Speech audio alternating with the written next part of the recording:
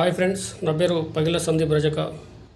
ఈరోజు ఏదైతే మేడ్చల్ మల్కాజ్గిరి జిల్లాలోని జ్యోతినగర్ ధోబీఘాట్ వద్ద తెలంగాణ సాయుధ పోరాట యోధురాలు చాకలి చిట్యాల ఎల్లమ్మ గారి విగ్రహాన్ని ఏదైతే అల్లరి మూకలు విధ్వంసం చేసి అపహరణకు గురి చేశారో దానిపై చాకలి ఎల్లమ్మ సంఘం తెలంగాణ తీవ్రంగా ఖండిస్తూ ఉన్నాం.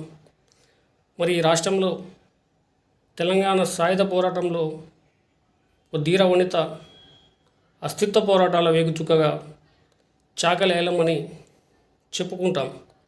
మరి ఇలాంటి చాకలి ఎల్లమ్మకు అవమానం జరగడం చాలా బాధాకరం.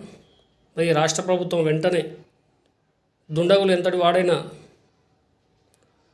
వాళ్ళని గుర్తించి వారిపై తగిన చర్యలు తీసుకొని మళ్ళీ అదే ప్లేస్లో చాకలి ఎల్లమ్మ విగ్రహాన్ని పునర్ప్రతిష్ఠ చేయాలని ఈ రాష్ట్ర ప్రభుత్వాన్ని చాకలి ఎల్లమ్మ సంఘం తెలంగాణ తరపున కోరుతూ ఉన్నాం.